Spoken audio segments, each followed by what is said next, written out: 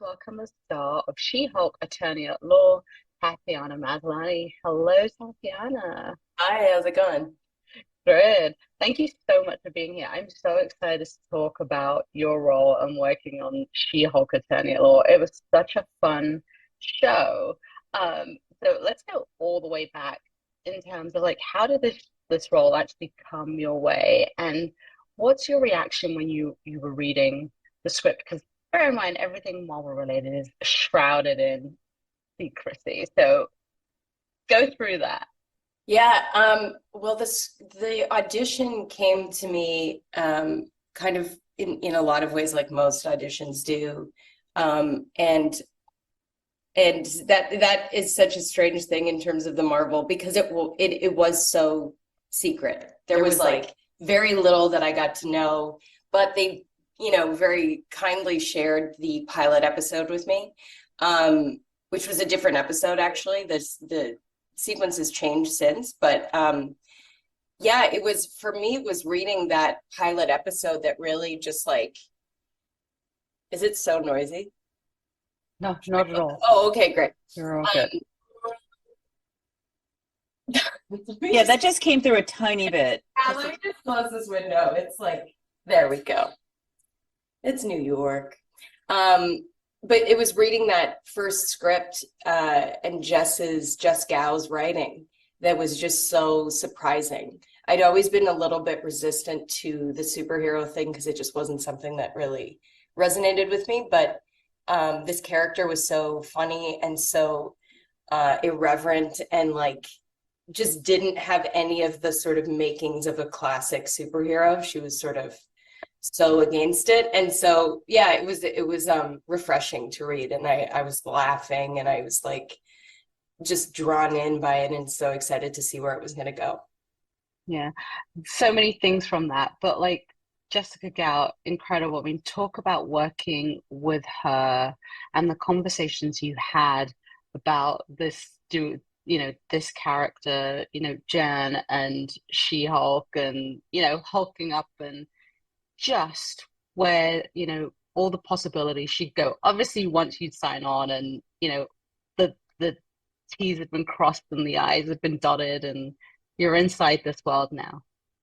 Yeah, I mean, Jess and I became really good friends doing this show, and I think it's because both of our brains kind of glommed onto the same things. Like we found the same things funny and exciting and important.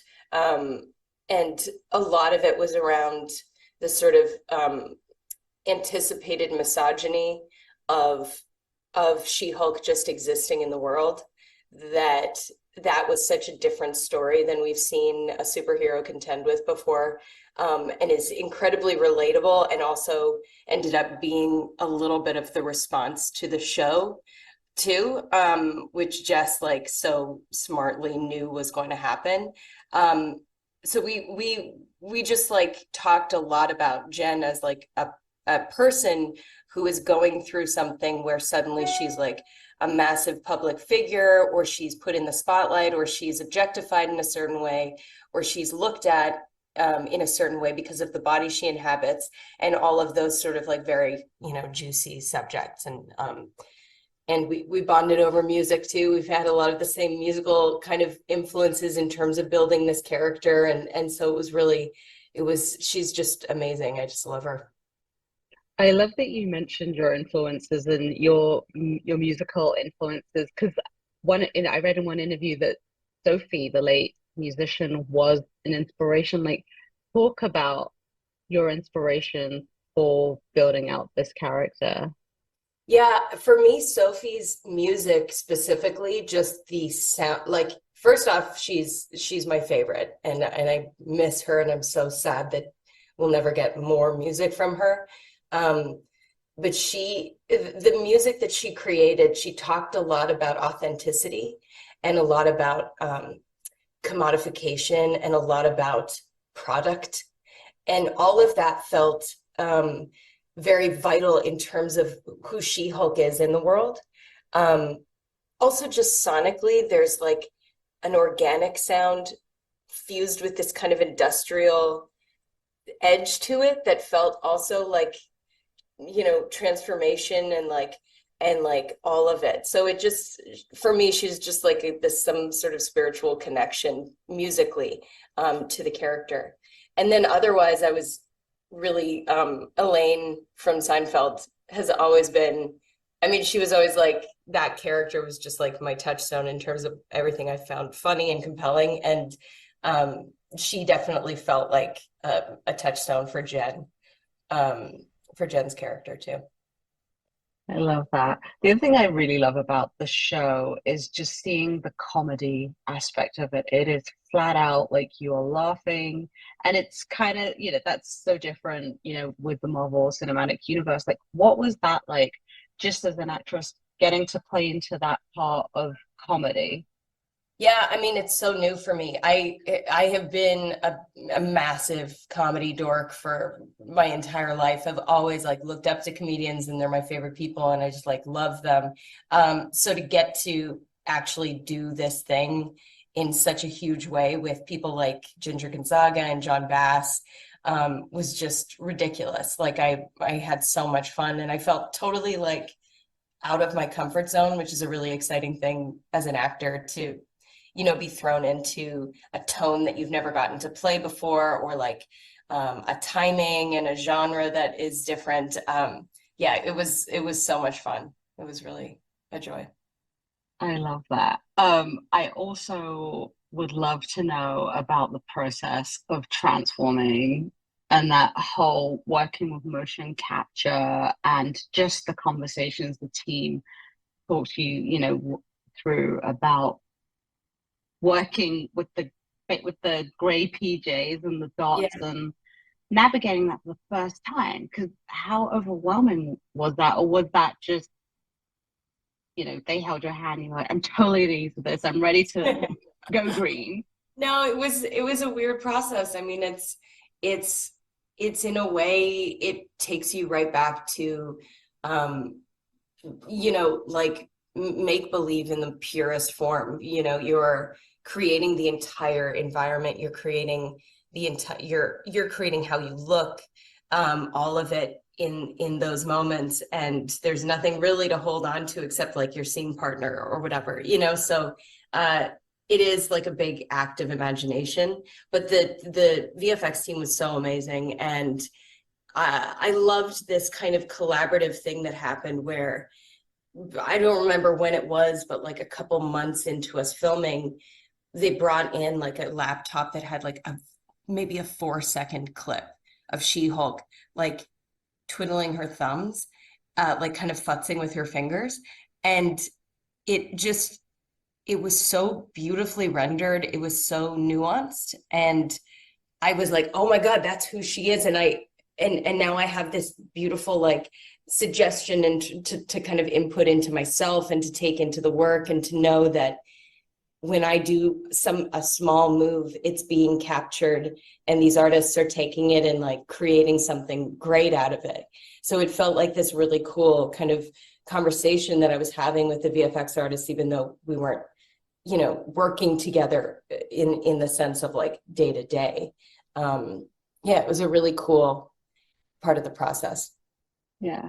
Another aspect I love was the set, like, the secret underground lab that we see in the first episode, and just that incredible production design. Like, what was that like for you, just walking on, seeing all these incredible sets built and, just as far as like transfer helping you become this character?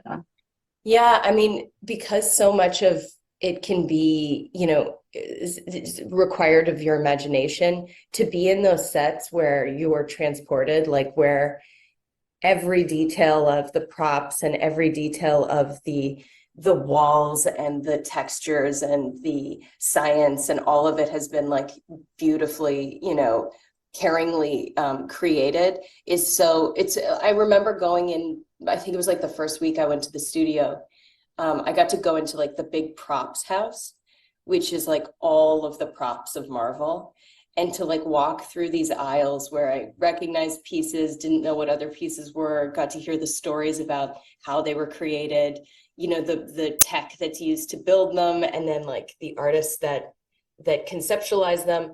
It's just like all of these layers of artistry and like nerdy care that goes into building every piece. And it just was like, oh, I'm in a totally different world of detail. And yeah, it really helps transport you. What was it like working with costume designer Anne Foley on those, and building out her wardrobe, right? And those suits, those poor suits, every time they get ripped, it's like, oh my gosh, this is, it's like how many suits does she have in her closet? But like talk about working, with Anne and getting into those power suits. Yeah, I mean, it's such an, so much of Jen is resistant to being defined by how she looks. So her wardrobe, was usually something that would have pull no focus. She wasn't a big like, she wasn't a peacock. She was like, like, her job is so important to her, and for her to focus and to not draw extra attention to herself, she like, you know, sort of doesn't think about those things. But then when she is She-Hulk and she has to like take into consideration a different body and all of this stuff, she does start to embrace her fashion and her, and it is a fun thing, and she's got this great friend Nikki, who like loves all that stuff and wants to help her like step into the world in this big bold way. And it is kind of like a weird coming into herself moment where she starts to enjoy the feeling of being looked at and the power of being looked at. Yeah. Going back to the comedy of it all, I love the banter between Hulk and She-Hulk, and you mentioned scene partners, Mark Ruffalo. Like, talk about that dynamic and just riffing off of him and what that was like, you know, because the script, it's a testament to the writing of just how great that is. But what was that like working with him and Yeah, bantering? yeah, I mean, Mark is just so up for everything. He's like a big kid, and he's been playing this role for so long. You'd think that he'd be, kind of not over it, but like that he would know it so well that he would just, I don't know. He was so open to expanding this character and to throwing Hulk into like scenarios that we haven't seen him in before and tones that we haven't totally seen him in before, and like building this relationship with me, with his cousin was such a like, he was just so curious about everything and like so up for playing. And it was a joy. Like we were just two big babies in gray PJs running around growling at each other, and it was just like the most fun. What more do you want? I also love the episode with Megan The Stallion and She-Hulk. We have to talk about that and, working with Megan and dancing and then, just ways in how the show challenged you. Yeah, I mean, that was remains one of the greatest moments of my life. And it's really like, I don't know, there's rare moments where you get to do something as an actor where it actually like, I don't know, it's so it's such a strange thing to see in the MCU, that moment. And I love that we got to do it because it feels like it encapsulates the like irreverence of what She-Hulk is within the MCU.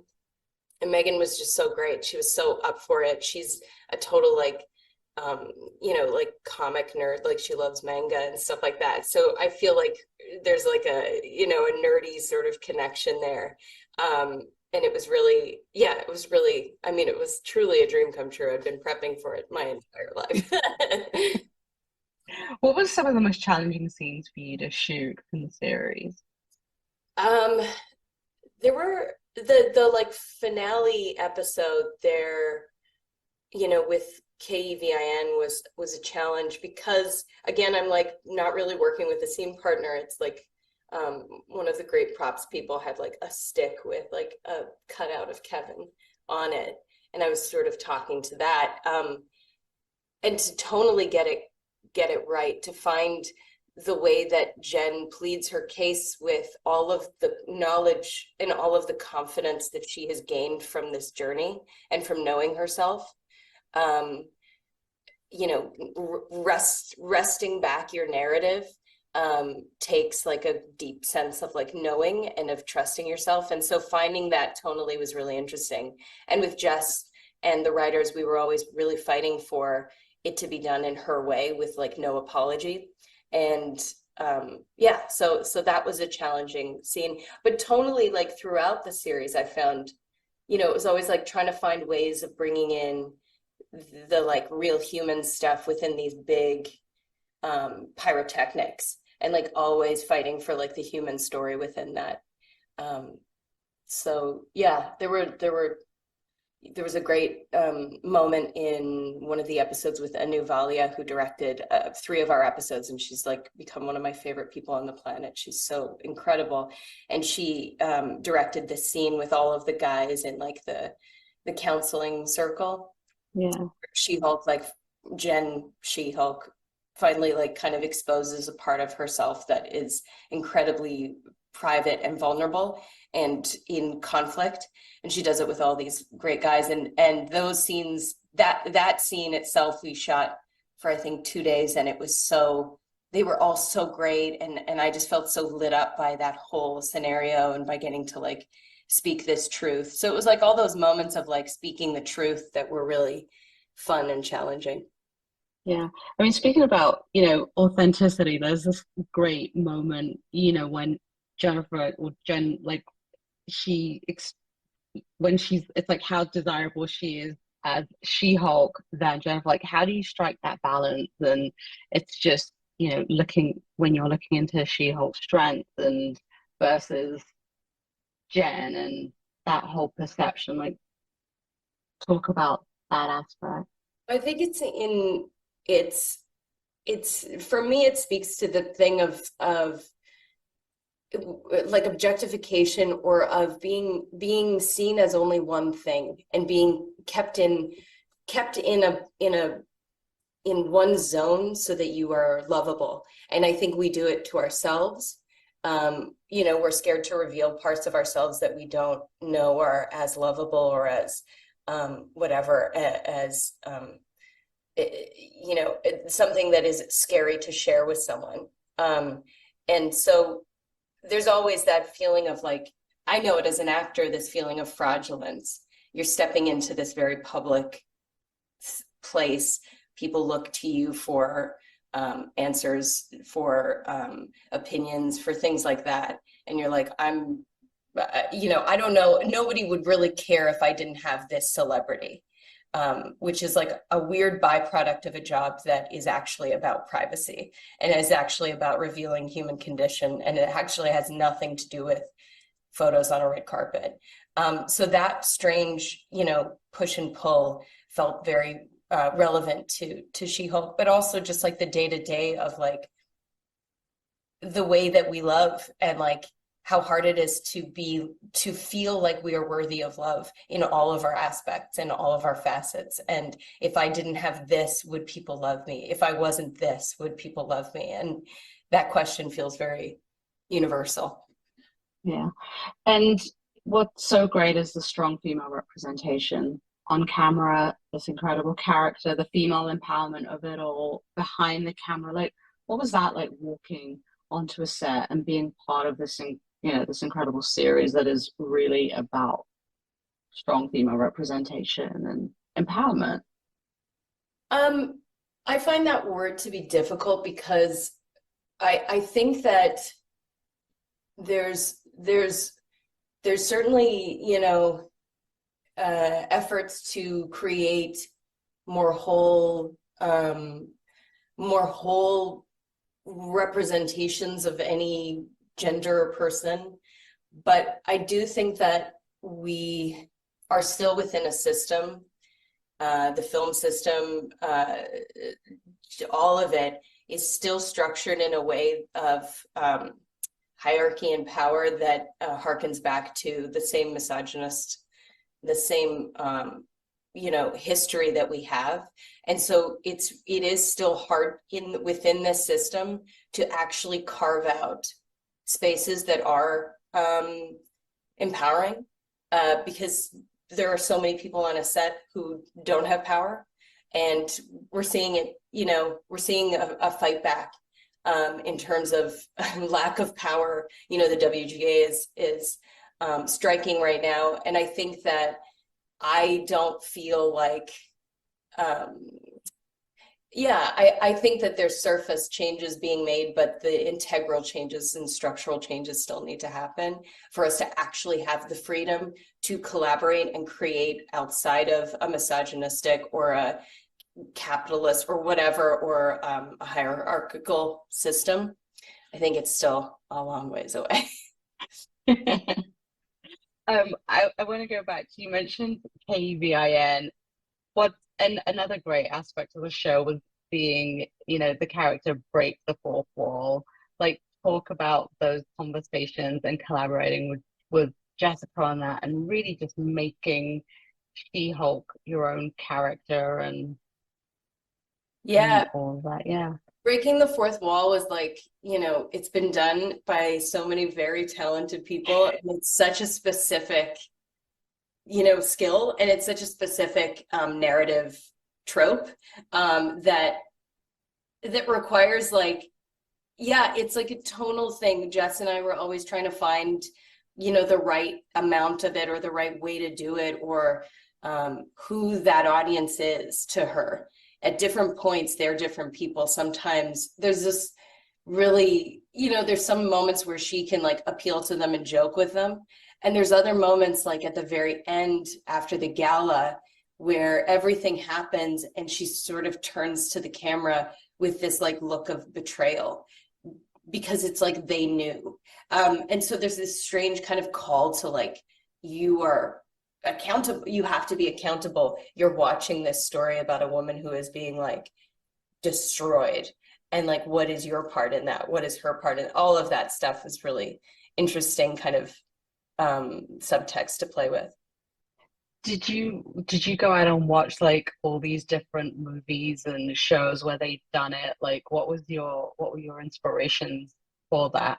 I mean, I was a big Fleabag fan. I think she did it so incredibly, and obviously had seen Ferris Bueller's Day Off, back in the day. But those were kind of the two. I think those were the two that really.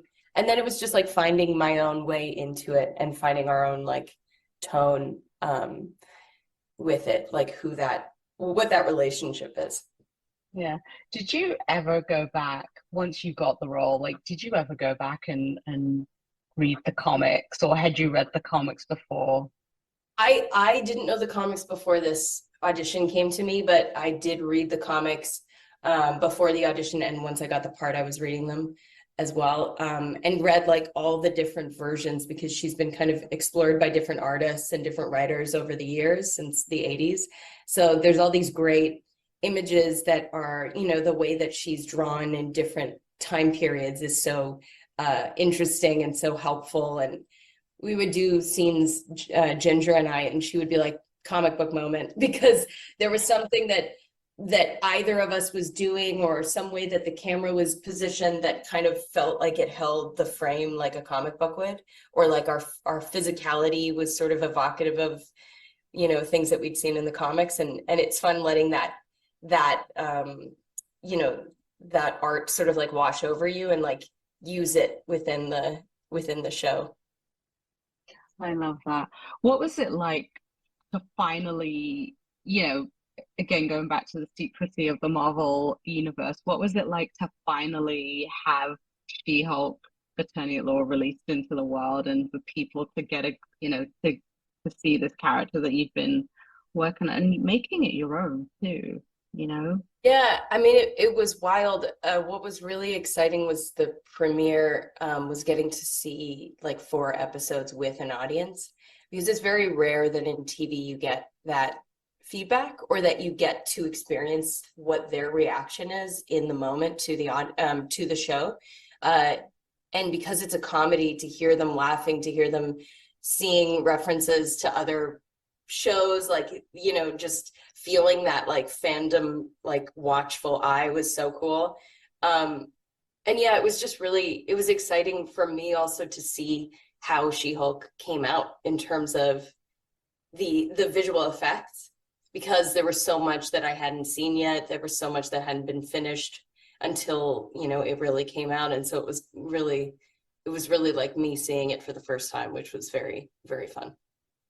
And last question, I mean, what is it like now that you've shot the series and, you know, just having been a part of the Marvel Cinematic Universe and, you know, the impact of She-Hulk and Jennifer Yeah, I on mean, it all? the most exciting thing for me is when I hear like like friends of mine have little kids who are like, oh, they love She-Hulk. Like, to me, that's very, I don't do a lot of shows that speak to kids. So it's really fun to have that, you know, connection, because I know, you know, there were shows that I watched when I was a kid that meant something to me, or that felt like I was finally like, oh, I relate to that character, or oh my God, I want to look like that character, or I want to dress like that character for Halloween or whatever. And that connection to childhood is such a fun thing to get to, you know, to do with like the fans. That's like, that to me is a very wonderful kind of byproduct of this job. What is it like for you seeing the impact of the show, whether it's little girls and just the audiences and the response to it? Yeah, I mean, the other thing that's been so amazing is seeing like all of these incredible drag queens dressing up as She-Hulk, and the way that they you know, embody her, and the costume choice that they pick for her and all of that. Like, drag queens are my favorite people, and like my favorite entertainers. So to get to see them inspired by the character and interpreting her as they do through their character is just like the one of the biggest joys of this job. I love that. Tatiana, thank you so much for that conversation and insight into your process. And She-Hulk Attorney at Law is now streaming on Disney Plus. And thank you everybody for tuning in. Thank you. Thank you.